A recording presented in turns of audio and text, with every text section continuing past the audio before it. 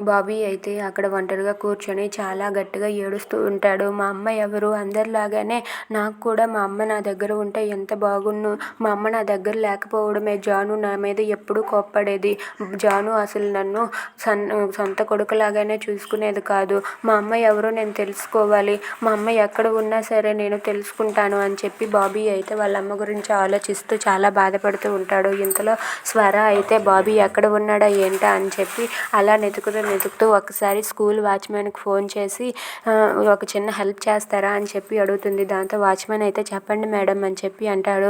బాబీ క్లాస్కి వెళ్ళి వాళ్ళ ఫ్రెండ్స్ ఎవరినైనా సరే అడగండి, బాబీ ఎక్కడికి వెళ్ళారో ఏంటో బాబీ వాళ్ళ ఫ్రెండ్స్కి తెలుస్తుందేమో, ఒకసారి కనుక్కొని చెప్తారా అని చెప్పి స్వర అయితే వాచ్మెన్కి కాల్ చేసి అడుగుతుంది. దాంతో వాచ్మెన్ అయితే సరే మేడం ఇప్పుడే వెళ్ళి కనుక్కుంటానని చెప్పి అంటాడు.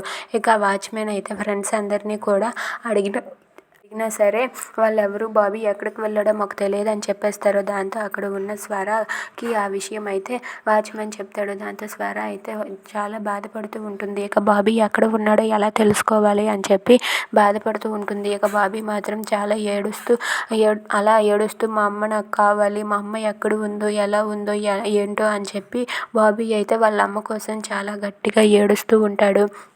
అలా బాబీ ఒంటరిగా కూర్చొని చాలా బాధపడతాడు. నాకు అమ్మ కావాలి అని చెప్పి గట్టిగా ఏడుస్తూ ఉంటాడు. ఇంతలో అభి అయితే బాబీ ఎక్కడికి వెళ్ళాడా అని చెప్పి కంగారు పడి వెతుకుతూ ఉంటాడు. If you like this video please subscribe.